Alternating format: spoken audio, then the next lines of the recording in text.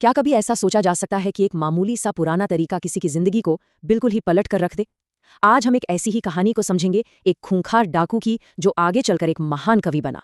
और ये सब हुआ सिर्फ एक मंत्र की शक्ति से। ये बात जो आप स्क्रीन पर देख रहे हैं, ये कुलार्णव तंत्र से है।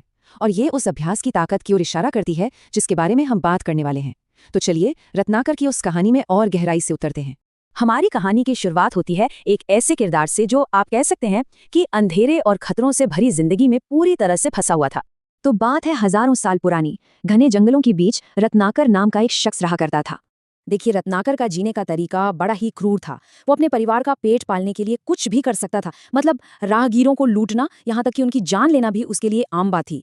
उसका खौफ ऐसा था कि लोग उस जंगल का रास्ता ही भूल गए थे। उसकी क्रूरता की कोई सीमा नहीं थी और दूर दूर तक ऐसा लगता था कि उसे कोई नहीं बदल सकता।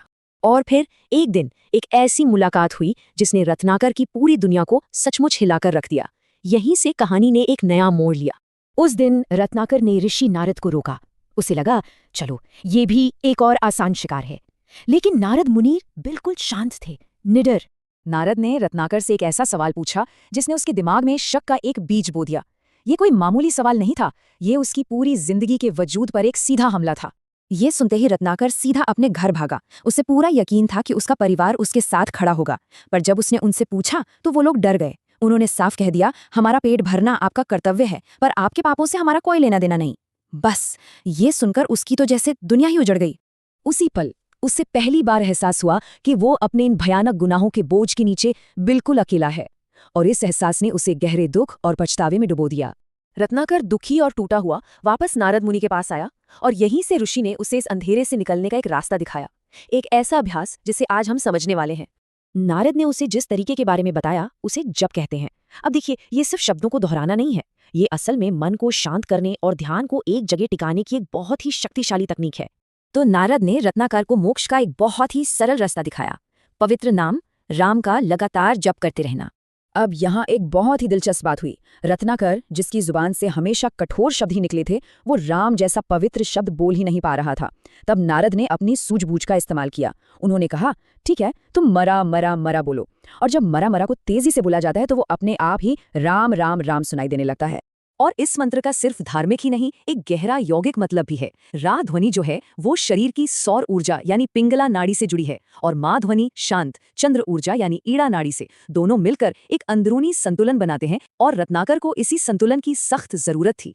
बस इसी एक सरल से अभ्यास ने एक ऐसे बदलाव की शुरुआत की जिसकी कोई कल्पना भी नहीं कर सकता था। मंत्र का जाप करते करते रत्नाकर ने हजारों सालों तक तपस्या की। जरा सोचिए कितना जबरदस्त समर्पण और लगन रही होगी। वो अपने ध्यान में इतना मग्न हो गया था कि उससे अपने आसपास की दुनिया का कोई होश ही नहीं रहा। उसका शरीर एक पत्थर जैसा हो गया और समय के साथ चींटियों ने उसके पूरे शरीर पर अपना घर यानी एक बाम्बी बना ली। जब उसकी तपस्या पूरी हुई तो वो उस बाम्बी से एक नए इंसान के रूप में बाहर निकला। संस्कृत में बाम्बी को वाल्मीकि कहते हैं और इसी से उसे अपना नया नाम मिला, वाल्मीकि। वो इंसान जो कभी एक विनाशक था, अब एक महान रचयिता बन चुका था। जिस इंसान के हाथ कभी सिर्फ हथियार उठाते थे, अब वो कलम उठाकर इतिहास रच रहा था। रत्नाकर से वाल्मीकि तक का ये सफर ये दिखाता है कि सही तरीका मिल जाए तो कोई भी बदल सकता है।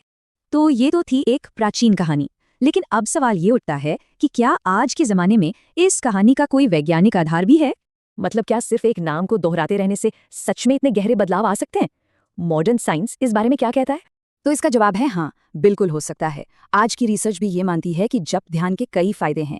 ये न सिर्फ शारीरिक तौर पर स्ट्रेस और ब्लड प्रेशर को कम करता है, बल्कि मानसिक रूप से हमारा फोकस भी बढ़ाता है। ये नकारात्मक विचारों को हटाकर करुणा और सहानुभूति जैसी पॉजिटिव भावनाओं को जगाता है। बिल्कुल वही चीजें जिनकी रत्नाकर की जिंदगी में कमी थी। चलिए अब आखिर में ये भी देख लेते हैं कि इस प्राचीन तकनीक का आज के समय में इस्तेमाल कैसे किया जाता है। देखिए, जप करने के 3 मुख्य तरीके बताए गए हैं। पहला है वैखरी यानी जोर से बोलकर जाप करना।